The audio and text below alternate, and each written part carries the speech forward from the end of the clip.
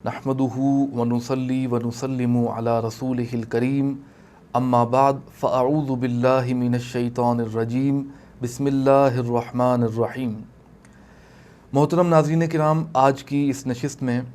ہم ایک بہت اہم موضوع پر بات کریں گے، اور یہ موضوع ایک سوال ہے کہ کیا سفر کا مہینہ منحوس یا بدشگون مہینہ ہوتا ہے یا نہیں۔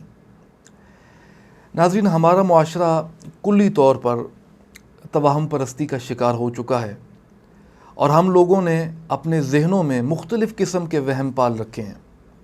اور ان وہموں کو ہم نے دین کا حصہ سمجھ لیا ہے، اپنے اوپر فرض کر لیا ہے کہ اگر آپ ایسا نہیں کریں گے تو گویا آپ دین اسلام پر عمل نہیں کر رہے۔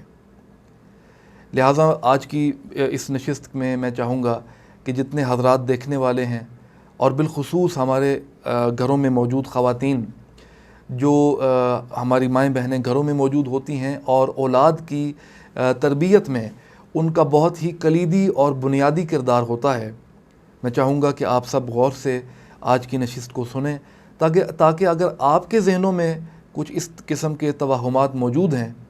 اور خیالات اس قسم کے آپ کے ذہنوں میں پائے جاتے ہیں یا آپ نے کسی سے سنے ہیں، تو ان کا ازالہ ہو سکے، وہ دور ہو سکیں۔ ناظرین، سب سے پہلے تو ہم سمجھتے ہیں کہ ہمارے معاشرے میں کس کس طرح کی باتیں مشہور ہیں۔ جیسے ہی سفر کا مہینہ شروع ہوتا ہے تو لوگ یہ کہنا شروع ہو جاتے ہیں کہ منحوس مہینے کا آغاز ہو گیا، سفر کا مہینہ بہت منحوس ہے، یہ بدشگون مہینہ ہے، اس مہینے میں آفات و بلیات اترتی ہیں آسمانوں سے، اور انسان مختلف قسم کی مشکلات میں، تکالیف میں، مصائب میں گرفتار رہتا ہے۔ حتیٰ کہ لوگ یہ بھی کہتے ہیں کہ اس مہینے میں کوئی نیا کام نہیں کرنا چاہیے، کہ اگر آپ اس مہینے میں کوئی نیا کام کریں گے تو اس مہینے کے منحوس ہونے کی وجہ سے آپ کا وہ کام بھی خراب ہو جائے گا۔ ہم نے دیکھنا یہ ہے ناظرین کہ کیا یہ تمام چیزیں محض ہمارا وہم ہے، یا ان تمام چیزوں کی ہمارے دین اسلام کے ساتھ مطابقت ہو سکتی ہے یا کی جا سکتی ہے، یا یہ تمام چیزیں ہمارے دین اسلام کی تعلیمات کے مخالف ہیں اور متصادم ہیں۔ سب سے پہلے ہم سفر کا معنی دیکھتے ہیں کہ سفر کا لغوی معنی کیا ہے۔ یوں تو ہمیں معلوم ہے کہ سفر اسلامی مہینوں میں دوسرے مہینے کا نام ہے جو محرم کے بعد آتا ہے، اتنا تو ہمیں معلوم ہے، لیکن لغوی اعتبار سے اگر دیکھا جائے تو عربی میں سفرن یا صفرن، صاد کے ساتھ سفرن یا صفرن، ان دونوں الفاظ کا معنی ہوتا ہے خالی ہونا۔ اہل عرب کے ہاں ایک محاورہ بھی مشہور ہے، وہ کہتے ہیں کہ سفر المکان، کہ مکان خالی ہو گیا۔ دراصل ناظرین، دور جاہلیت میں اہل عرب بہت جنگیں کیا کرتے تھے، قتل و غارت کیا کرتے تھے، چھوٹی چھوٹی باتوں پر میدان میں نکل جایا کرتے تھے، اپنی تلواریں سونت لیتے تھے اور ایک دوسرے کو مار دیتے تھے، ایک دوسرے سے جھگڑتے تھے۔ لیکن اس دور میں اہل عرب نے اپنے اوپر 3 مہینے حرام کر رکھے تھے، یعنی یہ 3 مہینے ان کے ہاں حرمت والے تھے۔ اس کا مطلب یہ ہے کہ ان 3 مہینوں میں نہ وہ ایک دوسرے سے لڑتے تھے، نہ جھگڑتے تھے، نہ میدان جنگ میں نکلتے تھے، نہ قتل و غارت کرتے تھے۔ یہ 3 مہینے وہ اپنے گھروں میں امن و امان کے ساتھ رہتے تھے۔ یہ 3 مہینے کون سے ہیں؟ ذوالقعدہ، ذوالحج اور محرم۔ یہ 3 مہینے وہ امن و امان سے اپنے گھروں میں موجود رہتے۔ اب ایک ایسی قوم جو ایک سخت جان قوم ہے، اور آپ کو معلوم ہے کہ صحرا نشین جو لوگ ہوتے ہیں وہ ویسے ہی فزیکلی بھی بہت ٹف ہوتے ہیں، بہت قوت ہوتی ہے، بہت برداشت ہوتی ہے،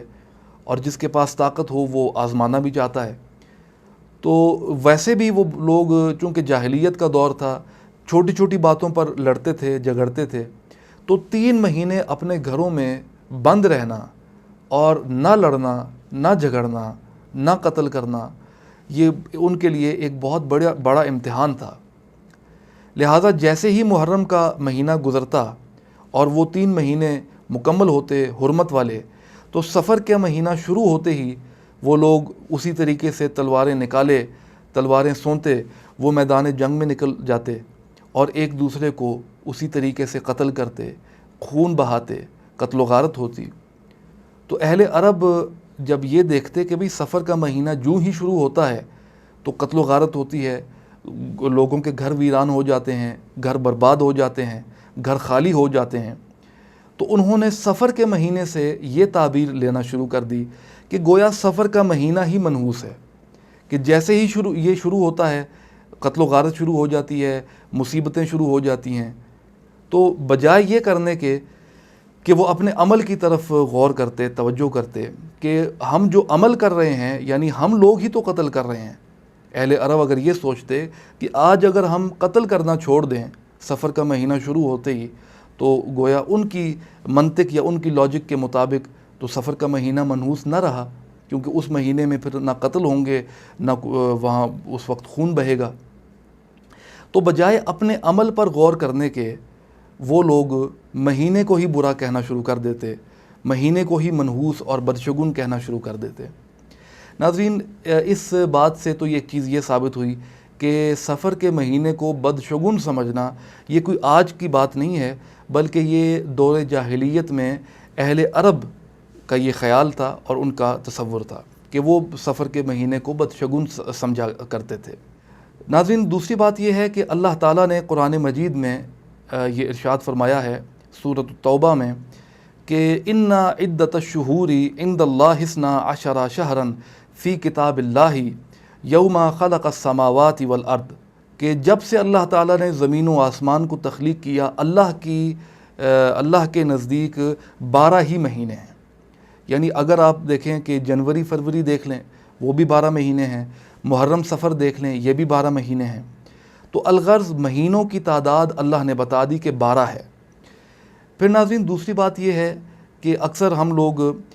جب کوئی شخص سفر کے مہینے کو برا کہتا ہے یا کسی اور دن کو برا کہتا ہے، آپ دیکھتے ہوں گے کہ اکثر اوقات لوگ کہتے ہیں کہ وقت بہت خراب ہے، وقت بہت برا چل رہا ہے۔ تو ایک حدیث قدسی ہے جس میں نبی کریم صلی اللہ علیہ وسلم نے فرمایا کہ اللہ فرماتا ہے یؤذین ابن آدم یسب الدہر وانا الدہر بیدی الامر اقلب اللیل والنہار، کہ اللہ فرماتا ہے کہ یہ انسان جو ہے ابن آدم یہ مجھے اذیت پہنچاتا ہے، تکلیف دیتا ہے۔ کس طرح؟ یسب الدہر، یہ زمانے کو برا کہتا ہے، اور اللہ فرماتا ہے وانا الدہر، کہ زمانہ میں ہوں اور میرے ہی ہاتھ میں حکم ہے اور میں ہی رات کو دن اور دن کو رات بناتا ہوں۔ تو اس سے یہ بات ثابت ہوتی ہے کہ زمانے کو برا نہیں کہنا چاہیے، زمانہ آپ کے عمل سے بنتا ہے۔ اگر آپ اچھا عمل کریں گے، اگر آپ نیک عمل کریں گے تو زمانہ اچھا ہو جائے گا، اگر آپ برا عمل کریں گے اور برائی میں مبتلا ہوں گے تو زمانہ برا ہو جائے گا۔ تو اس حوالے سے زمانے کو برا کہنے سے اللہ رسول نے روکا ہے کہ کوئی زمانہ برا نہیں ہے، برا انسان کا اپنا فعل ہوتا ہے جو اس کو برائی، یعنی جب وہ برائی کرتا ہے تو اس برائی کی وجہ سے چونکہ معاشرے میں بگاڑ پیدا ہوتا ہے تو زمانہ یا وقت یا لوگ یا معاشرہ خراب ہو جاتا ہے۔ یعنی وقت خراب نہیں ہے، معاشرہ خراب ہے، اور اس کی وجہ یہ ہے کہ آپ کا اپنا عمل خراب ہے۔ اسی طریقے سے ناظرین کرام، نبی کریم صلی اللہ علیہ وسلم کی کچھ احادیث مبارکہ ہیں، اور بالخصوص صحیح بخاری میں یہ حدیث مبارکہ موجود ہے جس میں سفر کے مہینے کو حضور نے منشن کیا، اور اس مہینے کی مناسبت سے آپ نے فرمایا مرض کا لگ جانا، نحوست، الو اور سفر یہ کوئی چیزیں نہیں ہیں، یہ کچھ بھی نہیں ہے، یہ بے حقیقت چیزیں ہیں۔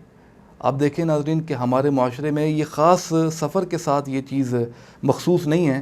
بلکہ ہمارے معاشرے میں بہت سی مختلف قسم کی توہم پرستی پائی جاتی ہے۔ کبھی اگر کالی بلی راستہ کاٹ جائے تو لوگ واپس آ جاتے ہیں گھروں میں اور کہتے ہیں کہ ہمیں سفر نہیں کرنا چاہیے۔ اسی طریقے سے اگر الو کسی کے گھر بیٹھے یا الو بول رہا ہو، آواز نکال رہا ہو، تو اس سے بھی لوگ بدفعلی یا بدشگونی مراد لیتے ہیں۔ جبکہ اگر آپ یورپ میں دیکھیں اور ویسٹرن ممالک میں دیکھیں تو الو کو وہ لوگ بڑی دانائی کا ایک جانور سمجھتے ہیں، اور جب الو بولتا ہے وہ بڑا سمجھتے ہیں کہ یہ دانائی اور عقل مندی کی علامت ہے، جبکہ اس کے برعکس ہمارے معاشرے میں اس کو منحوس سمجھا جاتا ہے۔ اسی طریقے سے کچھ لوگ اب دیکھیے کہ 13 تاریخ سفر کی اس کو ہمارے معاشرے میں تیرا تیزی بھی کہتے ہیں۔ اب یہ وہم کے ساتھ متعلق رکھنے والی چیزیں ہیں جن کا ہمارے دین اسلام میں کوئی ان کا سروکار نہیں ہے، یہ بے اصل چیزیں ہیں، بے حقیقت چیزیں ہیں، بے فائدہ چیزیں ہیں۔ تو ان چیزوں سے جتنا ہو سکے ہم لوگوں کو بچنا چاہیے، پرہیز کرنی چاہیے۔ اللہ تعالیٰ نے فرمایا کہ الم تری الی الذین اوتوا نصیبا من الکتاب یؤمنون بالجبت والطاغوت۔ اللہ فرماتا ہے کہ کیا تم نہیں دیکھتے کہ وہ لوگ جن کو ہم نے کتاب کا ایک حصہ عطا کیا، یعنی کتاب کا علم عطا کیا، یؤمنون بالجبت والطاغوت، وہ بے حقیقت چیزوں پر ایمان لاتے ہیں، جبت اور طاغوت پر ایمان لاتے ہیں۔ جبت کا معنی ہوتا ہے ناظرین بے حقیقت چیز، بے اصل چیز جس کا کوئی فائدہ نہیں ہے۔ تو اسی طریقے سے بدشگونی، بدفعلی اور منحوس کسی چیز کو قرار دے دینا یہ ہمارے اپنے توہمات ہیں، ہمارے اپنے تخیلات ہیں، افکار ہیں، یہ حقیقت میں کوئی وجود نہیں رکھتے اور ہمارے اپنے ذہنوں کی اختراع ہے۔ ناظرین، اللہ تعالیٰ سے دعا ہے کہ اللہ تعالیٰ ہمیں ان تمام چیزوں کو سمجھنے کی بھی توفیق عطا فرمائے اور ہمیں اس طرح کے توہمات سے محفوظ رکھے اور اپنے اس اسلام پر، عطا کردہ اسلام پر چلنے کی توفیق عطا فرمائے جو چیزیں ہمیں حضور سے ملی ہیں، جو چیزیں قرآن میں موجود ہیں، جو احادیث میں موجود ہیں، جو صحابہ کرام سے ثابت ہیں، جو سلف و صالحین سے ثابت ہیں، اور ہمیں گمراہوں میں نہ رکھے بلکہ ہمیں ہدایت عطا فرمائے۔ آمین بجاہ سید المرسلین۔